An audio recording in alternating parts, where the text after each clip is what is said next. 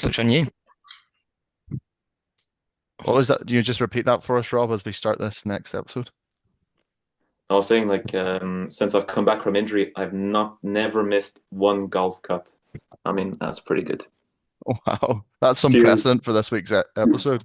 A golf cup. Yeah, I've won as many Masters as yeah, Rob. Good So one, good there you one. go. Good one. Stats always after our I was going to say tumultuous week, pretty engaging week on social media with our clip about Roy McIlroy, about how stats can be misleading. Maybe that one is a little bit, but Rob, obviously we're very happy for you. Well, Thank you. Thank you. how does it compare to Anthony Kim though? We'll get into that. I mean, I think I got fairly comparable weeks. I can imagine the celebrations were fairly similar.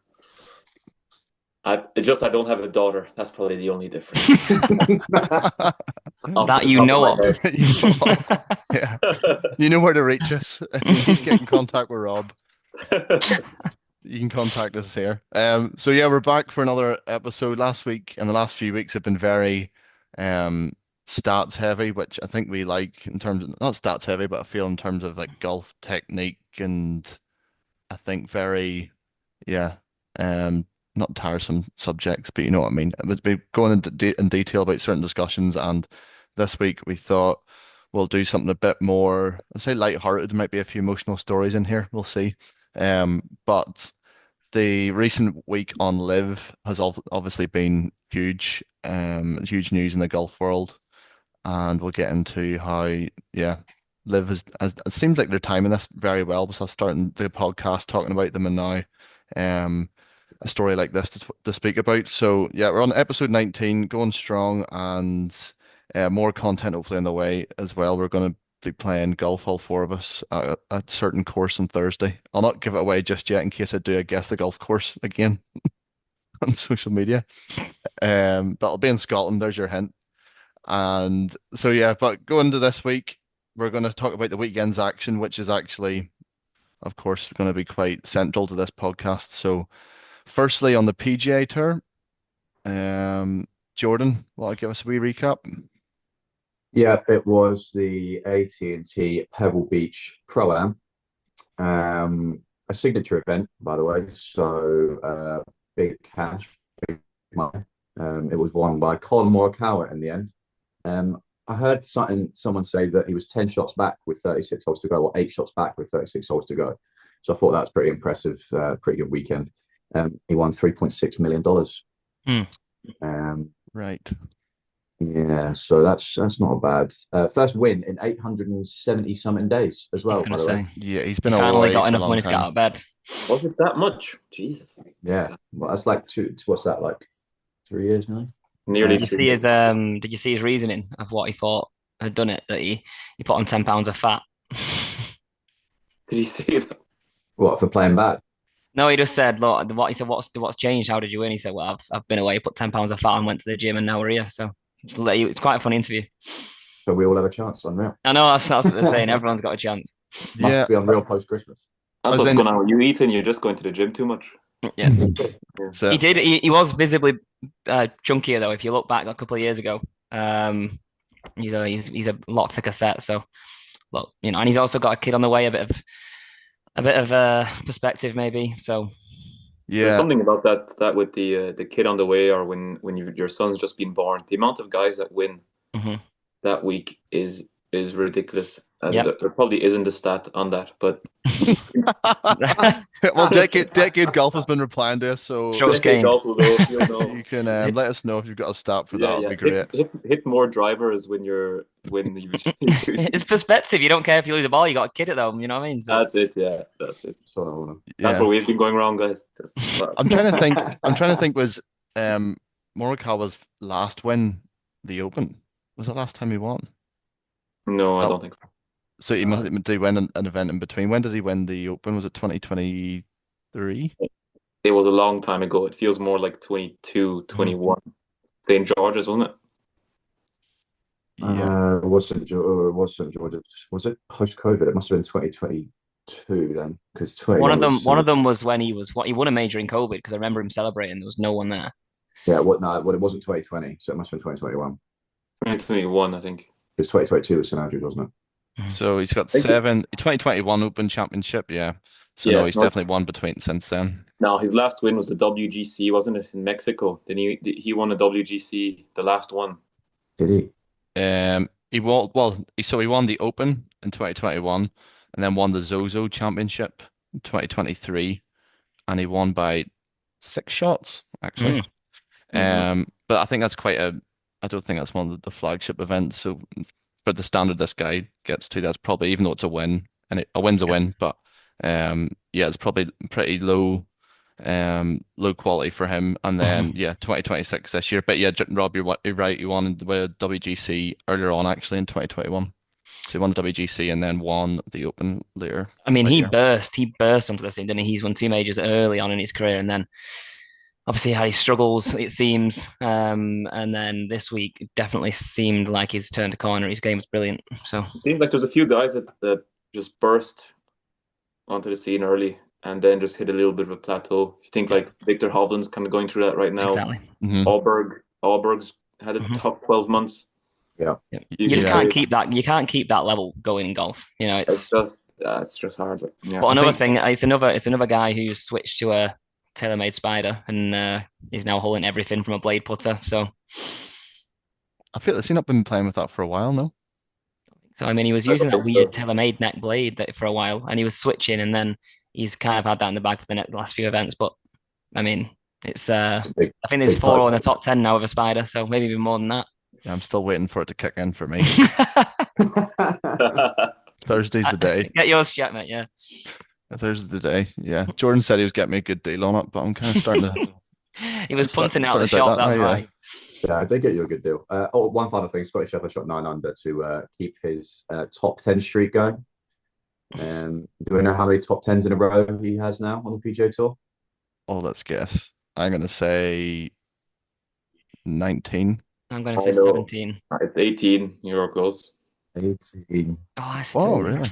And I actually think I think it's something like 10 straight top fives as well, which is probably even more 10 impressive. straight top fives. I mean, it's something like that, yeah. It's Yeah, I mean, I wonder what his last round And were. he eagled the last to keep that up then. Keep that top five streak up. Yeah, I think he had 3 eagles in the final round. He had 3 eagles. Yeah, 9 under with 3 bogeys around Pebble Beach in the wind. Yeah, I think. And then, and the kind of the counter to that was Batia he struggled on the last day, didn't he? Shot 1 or 2 over. He was leading away after 2.5, 3 rounds. Level He par. was. Yeah. He Level just couldn't par. get anything going. I mean, but it's funny because of the weather. He was obviously overnight leader, and then he just kind of hung around there. Then he missed a putt on 16. From kind of like it was a hole that Morikawa birdied from miles back with 6 iron in. He had a flick on and didn't make birdie, and that was kind of it. So, but no, he's he's pretty solid as well. Yeah.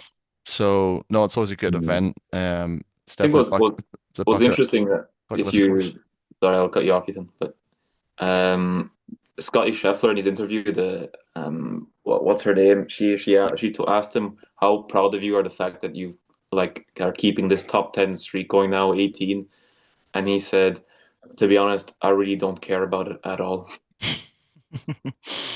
You know, some people who say that, and then you go, they're just saying that. No, but genuinely he means it. doesn't Yeah. care. It's like when whoever it was had was it Luke Donald had so many holes without a 3-putt.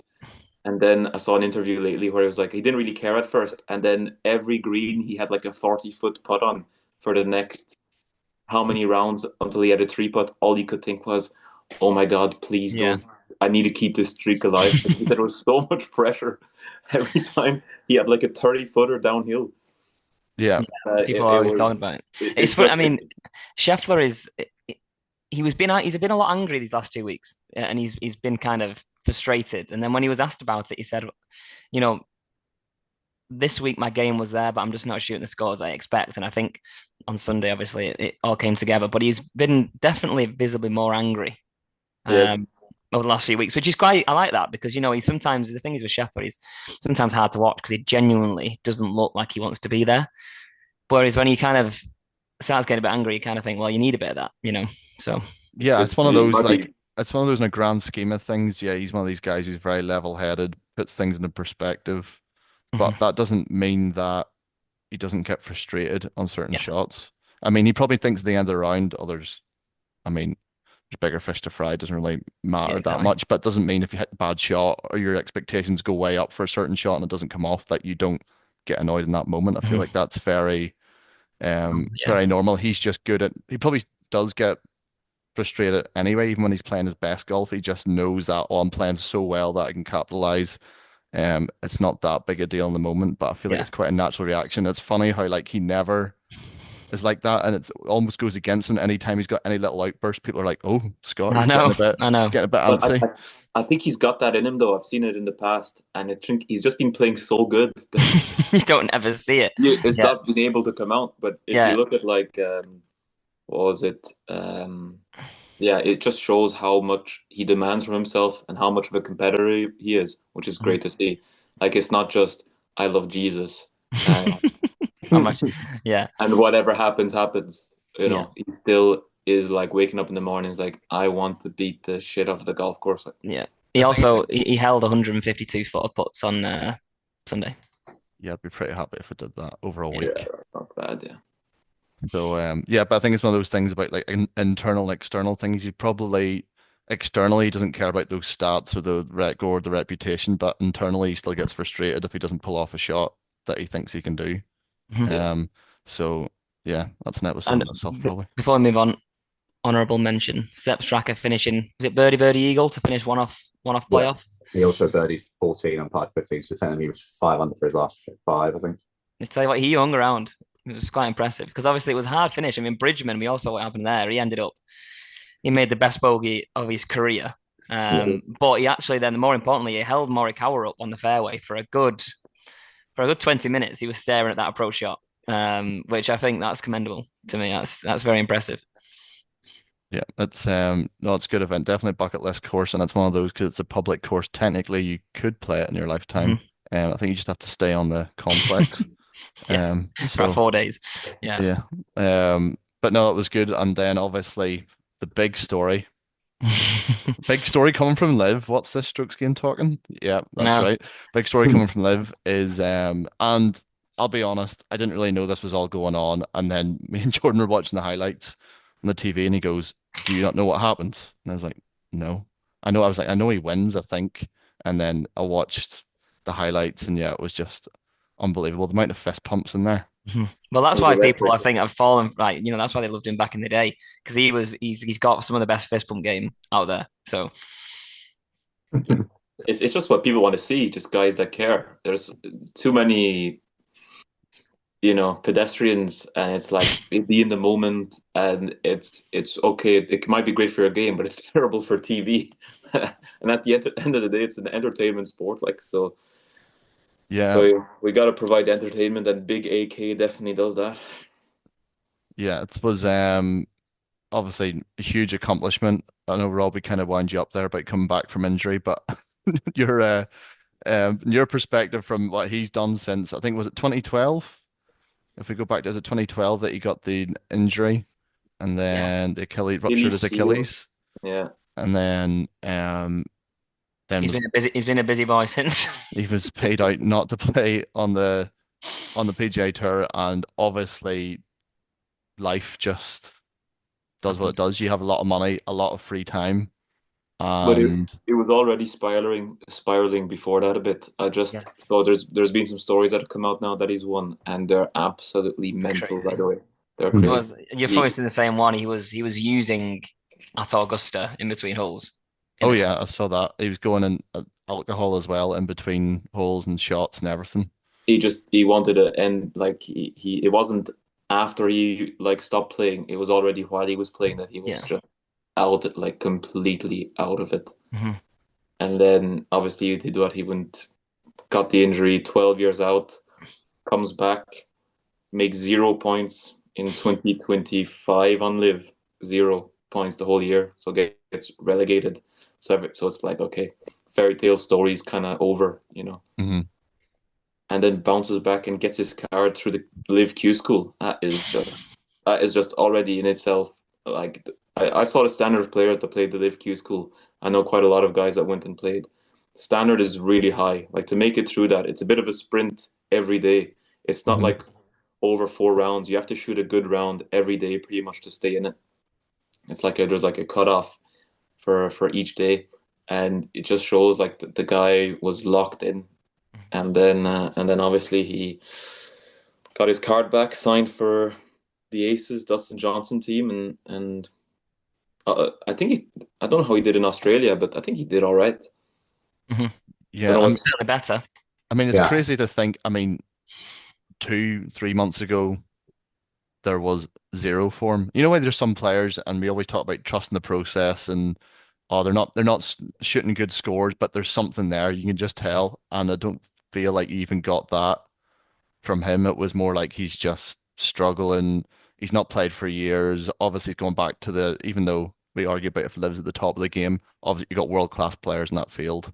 You think, oh, maybe he can compete at Live because maybe if he finishes in the top 2/3, doesn't have to be top 10 every week, best to kind of somewhat compete, and he couldn't even do that Mhm. to then shooting 9 under in the final round, Yeah, I mean the win the tournament. leaderboard behind him was, I yeah. mean, there's no argument about that. That was stacked. That's like a PGA Tour leaderboard.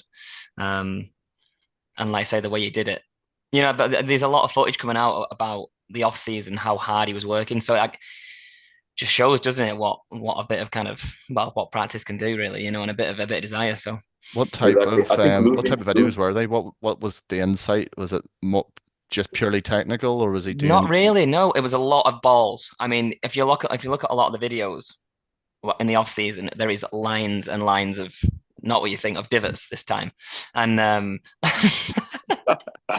and he's just obviously been battling and batting balls. And his feel itself is very simple. I think the video was he's dropped it. No, his feel was very simple. Left shoulder. He was talking about his left shoulder and right shoulder. Um, and yeah, he's been busy. Yeah. He also busy shot hitting, 900 hitting in the balls. final. You both spoke at the same time. Don't even know what you said. Rob and I Jordan. said he actually did shoot 900 in the final rounds, to be fair, and still Did. won like 4 or 5. So He was 5 behind John Ram and DeChambeau. Like you think, okay, The two top guys that Live, basically. yeah, and he just went out there and just took them down. Just shows like if you have a losing his card was probably the best thing that could have happened for him because it was just like the first year he was given a wild card. He knew he was going to play every event. Bit nice, but not really the carrot between the teeth, or I'm not going to say anymore. And then loses the card, and then suddenly you spend a winter where like, okay, one sec here.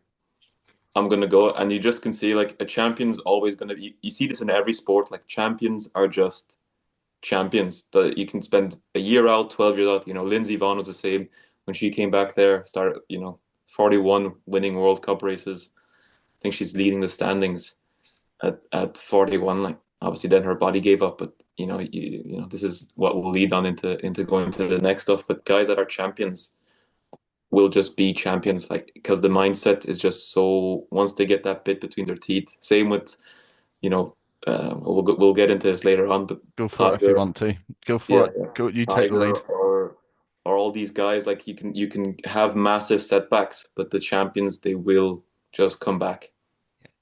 Yeah. And that's why it says like, oh, would Tiger have beat Jack Nicklaus back? When you compare the eras and stuff, and Bobby Jones and all these guys, it's just it doesn't matter what era you play in. Like, would Nicklaus be competitive in this era nowadays? Is champion mindset is just they would do it in any era. Doesn't matter. It's because the mindset is just that's what's the difference, and that's why these guys are so good. So Nicklaus would have no, he'd be world number one this year or in the 1920s or in the 1800s. He just guys who have just got it. They've got it, and that's what AK has, and that's Yeah. what he The just proved again. winning mentality. Yeah. Yeah, Exactly. I think they're saying he was playing for something bigger than himself. I think he said he needed to do something in the sport again to prove to people that you can come back from the depths. If I didn't win, then I would never have a platform to show people that I can come back, that anyone can come back from the lowest of the low and win. And he said that's what he was doing it for. Now he's got his win. He can say, look, no matter what you go through, you can come back. So it The is. question is, I wonder if he will push on from this. I don't know what do you think? Don't know. Is this like, has he reached? Some guys like they win the one major and then you never hear them again because their careers peaked. I wonder if has his career peaked, or will he be like, you know what, I'm gonna go for more here. I'm gonna try and qualify for Do you majors. see him? I mean, I'm sure he will like play DP World Tour events, for example, get his world ranking points. I know there's the world ranking points thing for Liv that's starting to progress, but I'm wondering outside of Liv, does he have a platform really to push on? Because PGA Tour obviously aren't gonna can't really do anything for him at this stage. So he can I only mean, DP World yeah, Tour is his only route really to get world ranking points to play in likes of majors, and you don't want to get carried away after one win as such, but it's such like a huge comeback. This is not like he's all of a sudden like came back. He's gotten his card through Live Q School, for example. He wasn't given the wild card last year. I feel like that in itself would have been a huge story. But mhm. the fact that he's shown no form, and to be fair, nobody kind of blamed him because he didn't have I suppose the pillars or the foundations to succeed for years. And he was given kind of a last chance. I wouldn't say it's a PR opportunity. Like to think that Liv were doing it more than just a PR opportunity. It was given more of a personal opportunity as well, but he's like taking it. Yeah. I mean, it's such a huge opportunity now. It's wondering how does he kind of push on from that apart from just I like think it's a big opportunity for the European Tour. I mean, obviously the golfing world love him. So if you can get him to these events, then he's gonna get the crowds in, and why not? Well, I, he's obviously he obviously can do it. I saw the someone make a joke saying how how PGA Tour made this like really detailed kind of subcategory so that Brooks Koepka could come and play some events. And I saw someone said, new category announced for PGA Tour members. If you've been out of the game for exactly 12 years and 6 months, have lost your nose, have one daughter, and just shot 9 under in Adelaide to win a tournament, then you're allowed to play the next PGA Tour event. Yeah. I did see that. That was funny. That was good. That was very good. yeah. So But it could happen. Like you could. I mean, this is huge for Live Golf. This is. Yeah, This that's is. it. We can't say like the back-to-back world ranking points, and this is. Yeah, It's just what they needed. he jumped up to 208th in the world from 850. So Is he already 208? yeah, he's 208th in the world. so the world Yeah. rankings points are already in effect now. Mm-hmm. And they're Already quite from that significant as big. well. Mm-hmm. Wow. If you win, it's actually a lot of points. It's a lot like it's not great points if you finish 11th or 12th, but if you are in that top three, I've seen like John Ram now's finished second twice, or I don't know if he finished second this week, but he's moved up a lot in the rankings as well through this. Mhm. He's I think already Jordan. I top think you 10 said now, it's isn't it? comparable He did, to a low down like kind of PJ Tour event. So if you were 800th in the world and you won a Yeah. low down PJ Tour event, you'd move up the rankings quite significantly. Yeah. Yeah, said the equivalent is kind of like, a PG like the Barracuda or a Yeah. PJ Tour event that's on at the same time as a major. And you Mhm. have kind of like the second tier PJ Tour players going to play it, which will make a material difference definitely in like the hundreds as you say from 800 to 200. Mhm. Obviously, at the right the top end of the game if you're trying to get in the top 50 for the Masters, for example. Yeah. That's going to make it more difficult. But I mean, we'll give him a bit of latitude. He's just came back from 12 years, won an event by shooting 9 under in the last round. Blame Hopefully is they're John going to Ram. succeed. But I think if he goes on to qualify for the Masters now, I think that would be ridiculous. Yeah. Yeah, Um, John Rahm's actually 50th in the world on the number right now. Wow. wow. But he was like 95th. He wasn't that far. He was before these two live events. He was 71st, so he's crept up 21 places, which is pretty good. That's quite a Pretty good. lot. That is a That's lot of pretty good. places. I mean, he's playing himself back into the majors now, then, without any invites or because he's won it before. He can play the Masters now off his own right. He's top 50 is an automatic invite, isn't it? So fair play. Yeah, he's also won the event. And he's So- also won. I know, I've just, but Oh yeah. He would have if he Yeah. had he could that. get in again if he wanted Well, to. Yeah. Going on to the yeah, so we don't want to downplay at all the achievement that Anthony Kim's made like this. I know we've kind of had our perspective on Liv, but it's been going to be a huge game changer for Liv. The world ranking points, so they went up to 4 rounds now as well, which Bryson said that's not he didn't sign up for that. I don't know if you saw that. Yeah. He says, "Oh, we didn't sign up for 4 rounds." To be honest, I kind of get his point, but if I was getting paid hundreds of millions, I'd probably put up with it. But he's got Would such you? leverage in the game now that he can say these things without real punishment, I feel, from Liv. He's kind of got the Yeah. upper hand. Yeah, they need him big time. So yeah, we'll see how that all transpires. But yes, not to say that people directly compared this to Tiger Woods' Masters win, but a lot of people were saying that, I mean, the live commentators at the time were saying this is the biggest comeback in the sport almost. I don't know if they said that exactly, but I remember listening to it going, I did hear this is a something. huge achievement. I think it should be considered as one of the best in golf for sure. But we're going to talk today about some other stories or near misses as well that could have been even better, potentially. So on the first one, which keeps getting brought up and people are saying in the comments and different videos, please don't compare this to Tigers. Do we all agree with that? You can't, can you? No. Well, you can. I mean, you can try. It can. Playing devil's Uh, advocate here, do you feel the fact that Tiger did have a little bit, like he did have a bit of form, he won the Tour Championship event and then went into the Masters. Do you think that changes things, or do you think if we go through Tiger's story? Yeah, this is it. You'd look what happened to his body over the years, and you look what he won. He won the Masters, Yeah. against, Koepka was, again, one of the best modern major champions and held him off, and it was incredible what he did. Probably, I'd say probably the best sporting comeback ever, never mind in golf, um, mhm. because of what he put his body through. Yeah, I think you've got. I think I'd almost compare it to someone like Camilo Villegas winning a PGA Tour event. Mhm. Do you know what I mean? Yeah. Someone who's been out of the loop for ages, was obviously a decent golfer, and then comes back and wins a PGA Tour event. Yes, it's pretty heartwarming, and it is really good for golf, but it's not Tiger Woods winning the Masters, is it? No, you feel the same, Rob?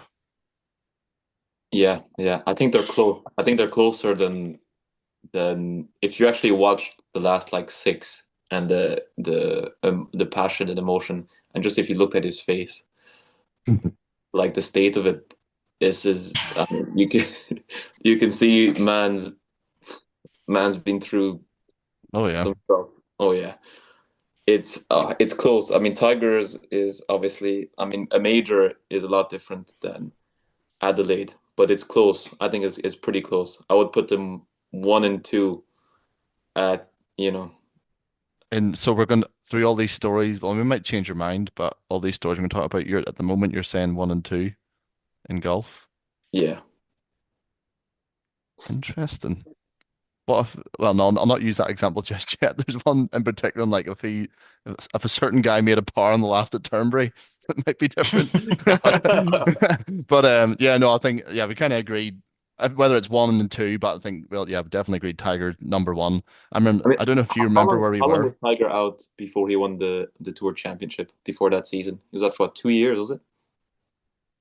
Yeah, playing golf like 2 years, but actually like competing properly, probably longer than that.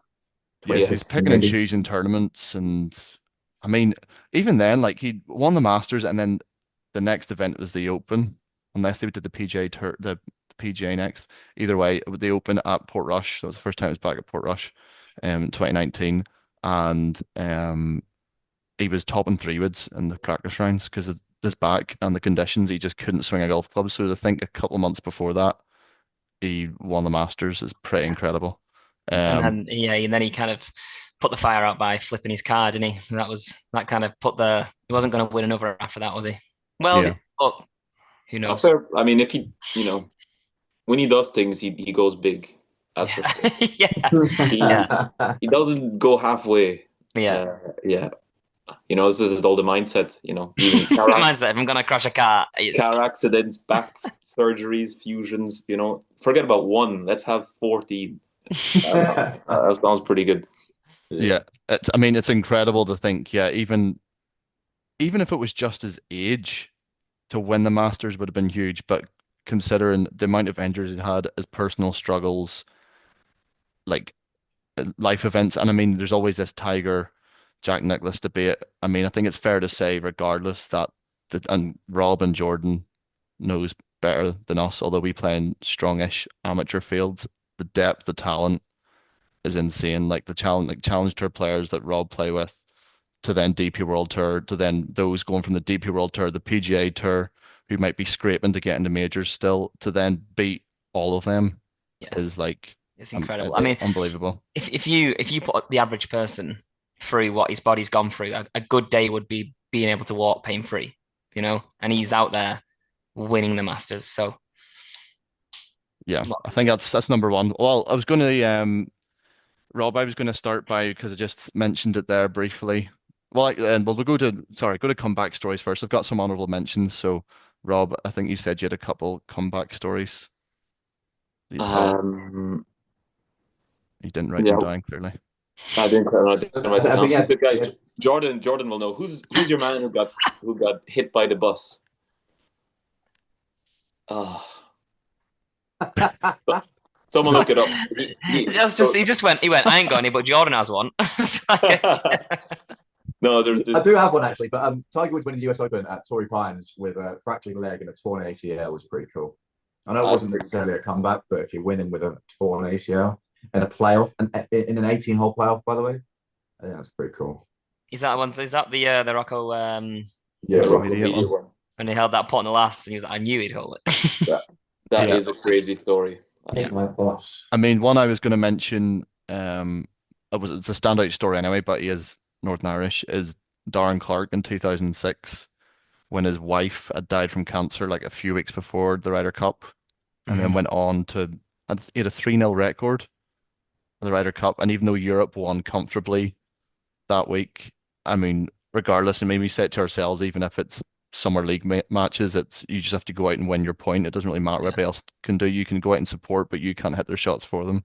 And even though Europe kind of won comfortably in the end, to go after all that, call up the captain and say I want to play. And then Billy Foster did a nice wee segment actually. I think he was talking, was it on Rick Shields' podcast or maybe with someone else? And he said that he was caddying for Darren at the time, and Darren called him up and said, "Yeah, I've been asked to play, and I'm going to play." And he was like, "Are you sure?" And he says, "Yeah, she'd want me to play." So he went and played, Well, that's it, yeah. won 3-0. So Who I did he mean, beat in the singles? I remember I've watched it, but I Zach can't Johnson. remember. So yeah, I mean that's a huge story. Obviously, a few years later, the personal struggles will continue, and he then won the Open in 2011. So, and his form was brilliant those few years. He was one of those players at the time. It was like he's bound to win a major at some point. The similar to like a Tommy Fleetwood, you're like he's bound to win a major at some point. He was playing that well, and the Northern Irishman had a few good years actually. 2010, Graham McDowell, 2011, Darren Clarke in 2011, Rory McIlroy. So, that was pretty impressive. Great. One of the great Yeah. stories is the one that I've got is Ben Hogan. Ben Hogan, obviously legend of the game. Um, you know, everyone knows Ben Hogan. All the Ben Hogan clubs, most of the old school stuff is all Ben Hogan.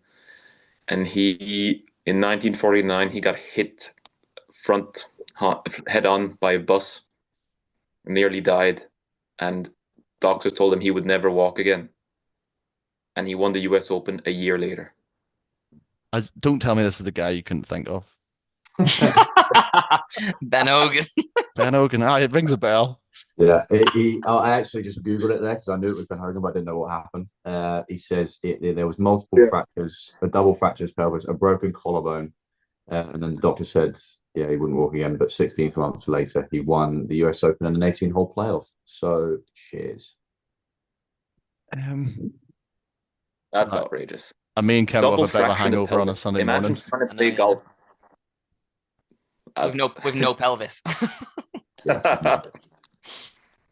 That is it's beyond incredible. You say, oh, it's incredible and what use these cliches, but when you think about it, like that is ridiculous. He did swing it pretty well though, so he was always going to get back to that, wasn't he? Maybe he did get hit by a bus, though. Yeah, true. There's a really good comeback story with Kim Kardashian had a good comeback story. No, I knew you were going to mention this. Anyway, a big year for comebacks was actually 2009. So in the men's game, you had Tom Watson, of course. I mean, it's not as much a comeback. It's probably one of the biggest near misses. Well, it's one of the biggest near misses in golf. So did he have the overnight lead at the time? And then went through and struggled. And let's say struggled in the final round. The conditions were tough, and he's won what, 5 opens, Tom Watson. So he obviously Yeah. the master of the links, and he needed a par on the last hole to win, and he made a bogey. You just say how old he And was. and How old was he? He was 59. He was 59. That is when you've played that course, like the last 5 holes are so hard and long as well. And then I don't know how he's bogeyed 18. I mean, it's probably one of the most simple holes in the course, but well. He flushed it. He flushed his second shot, and they just hit the wrong club. was that the hybrid that went over the back? No. He was going to hit 7, or he was going to hit 6, and he hit Mhm. 5, Right. and it just landed about 5 yards too long on a firm patch on the green. Yeah, rolled over the back. Rolled over the back, but he flushed it. It Mhm. is honestly it is one of the biggest robberies in golf. Whoever his caddy was, I think it was his son, to be fair. Yeah, I spoke to him since. Oh no. You know how he said, like, kids help your career at the start when they're born and stuff, but then just once they become an adult, just leave them. Just never mess with them. He would have won if he'd have left. Yeah, I get it. 18's a That's it. tough hole, Turnberry. I don't think it is. Well, it's pretty tight from the back tees. I know that. Yeah, I know, but I mean, think about Well, it's tight for you. but yeah, about 17, 16, 15. I mean, Lee Westwood, that's where he lost that open there. It's a tough stretch, and 18 feels like a bit of a, right, it's an easier hole. I need to play Turnberry Yeah, so I can relate to this. And he flushed his second shot. Yeah, It's that's quite just straight. Imagine hitting a shot under the like, oh pressure. God. Yeah, and he hit the shot. It's just one of the most heartbreaking stories. And then, ever. yeah, the guy who wins it, Stuart Sink. And I mean, to be fair, he has made a bit of a resurgence the last few years, but still, I mean, Yeah, so I'm just to get the facts right here. So round 3, at the end of round 3, he held share the lead going into Sunday, and then he held the outright lead in the 72nd hole, needed a par. His approach shot ran long and didn't get up and down, and then made bogey to finish in 2 under par overall. And then it was actually a 4-hole aggregate playoff that he went into with Stuart Sink, and I mean Watson struggled, so he started the playoff with bogey. what holes did they play, Ethan? Oh, you could put me in the spot now. Sorry. And some on the Eels, of course, somewhere. All right, okay. Nice. And then yeah, he lost the playoff by 6 shots. Oh dear. So that obviously makes it. I mean, you wouldn't want losing the playoff anyway, but I think you had an opportunity to make par to win the You're Open. 59, and you're hard to win a major championship. That will never be seen again. Never. No. I mean, the person who holds the record at the moment for the oldest major win is Phil Mickelson, who's 50. That was a great story as well, to be fair, winning that PGA championship. Like, PGA championship's a tough course. Yeah. Like, you have to play well to win on those. These are like long courses. Usually it plays quite soft. This is why like Rory and Brooks and these guys do well on PGA championship courses. They're really set up for long hitters. Yeah. And that's when he had that like hit bombs era. Yeah, the coffee and the bombs and the sunglasses era. Yeah, I remember that. Going down Magnolia Lane with the coffee. Yeah. Yeah. No, but I mean, What you a can think about beautiful his day to hit bombs. Yeah, and you think about his swing, and he's got such longevity because of his swing. It's such an old school swing. There's no resistance. It's like the opposite of a John Rahm swing. It's just flowing. He's gonna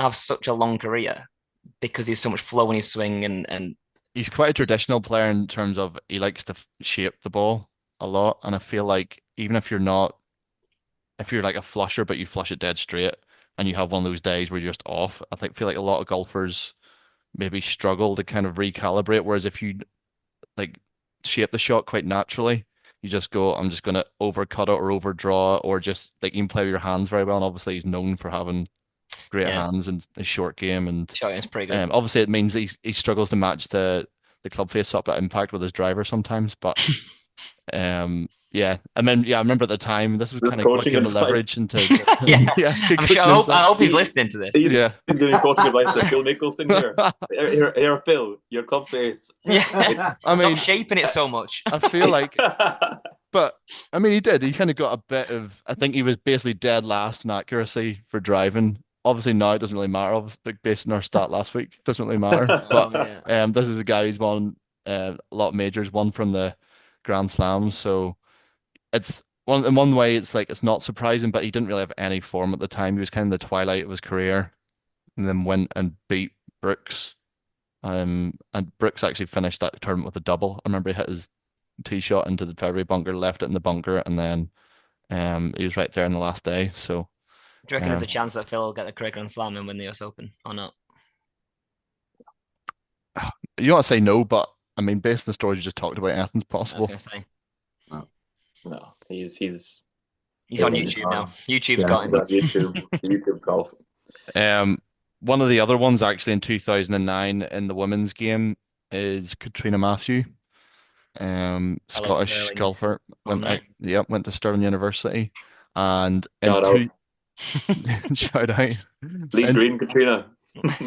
In 2009, she had played the Open 11 weeks after having a baby Oh my God. and won, and which is just incredible. She hadn't won a major before. She's kind of been in contention there, thereabouts, and Was it her then first major? was her first major. Well, Yeah, we talk about perspective in the men's game. I can imagine it being even more so in the women's and game. it was at a really easy golf course as well, So you Royal Lebanon don't just Sands. need your wife to have a baby. You can also just have a baby, and then you're going to play great golf. Is that There you what go. you're? Yeah, that's true. We've got a thesis going here. Mhm. Yeah, make love, make birdie. We'll need to clip that. Yeah. But yeah, so 11 weeks after having a baby, she'd won a major at one of the hardest golf courses. I don't know if it in the world, but certainly in the UK. I've not played it, but yeah, I mean, it's anyone tough. I know Rob's played it in Which one is it? Royal Lebanon Sands. Oh my God. That is Yeah, the you guys hardest have played. golf You course. must have played the Living Trophy a few times, both of you. I've actually got a picture of Rob on the putting green after his round at Lytham, just sat there like this. Many men have come to Lytham with a smile on their face and have left there with their family history in tatters. So that'll take strong men down and weak men down. There you go. Yeah. It's apparently it's one of the most abandoned links courses off the tee, from what I've heard.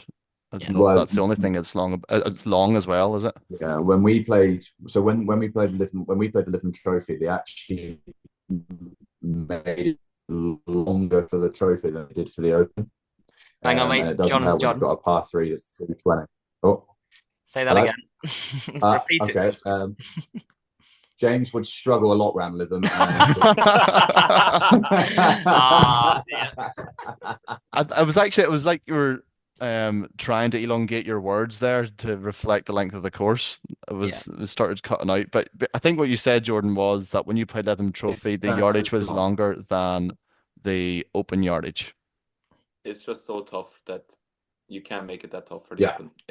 I mean, the first through the sixth, Jordan, it's the toughest when the wind's into the breeze on the one. It's the 1 through 6, even 1 through 7 is the toughest golfing stretch in the world, easily. Easily. I remember being 3 over. Yeah, I remember being 3 over through 7 and thinking, "This is good. This is good. This is really good." Oh, dear. Well, I think we've covered the main ones. Actually, I was looking back on Billy Foster there to see if there were any others on ChatGPT they could think of. Any ones that people comment saying, "I can't believe you missed this one," but I don't think we did. So hopefully, one of the biggest myths in golf, if we'll cover a few of those, is Byron Nelson. He got 9 majors. How many has Byron got? Ask Billy there. That's Billy. That's Billy. I know I know Byron Nelson has the longest consecutive top 10 finishes on the PGA Tour between 1944 and 1945, and it is 65. He also won 11 in a row. But what's very Yes. he won 11 in a row, and what's key here is that he all had these during between 1944 and 1945. All right. So something must have been going on at that point. Limited signature event. Yeah. Is that not when Liv was formed? Yeah. Liv was formed 1944. Yeah, so yeah, some key stats about him. Not quite a comeback story, but it 52 PGA Tour wins overall, 5 majors, so 2 Masters, 1 US Open, and 2 PGAs. But the 5 majors he won were all between 1939 and 1945. There's a bit of a pattern forming. 1937, 1945. So we'll give him one. Give him one. Byron seemed to be quite an opportunistic guy. Although he must have been hitting some bobs, that's for sure. Oh, there we go. There we go. That's very good. Although the Americans didn't enter the war until 1941, 42. So, yeah. So yeah, We'll give him one. Give him a rest. Yeah, give him one. Sorry, Byron. Yeah. So, I hope you've enjoyed that bit more light-hearted discussion about comebacks, honorable mentions, near misses, and yeah, hopefully there's hope for all of us. That's kind of what we've taken from it. So actually for next week, and it's already in the works, you might see on social media, we're going to do a Q&A episode. So we've covered topics that we think are interesting, and then based on the feedback, it means every week I'm going, oh, people are kind of like this content, we should talk about it. And I feel like we're at the stage now where thankfully we've got a decent following. So if you want to ask you might get cancelled now. You've been slagging off Phil Mickelson. That's true. We did have a decent following.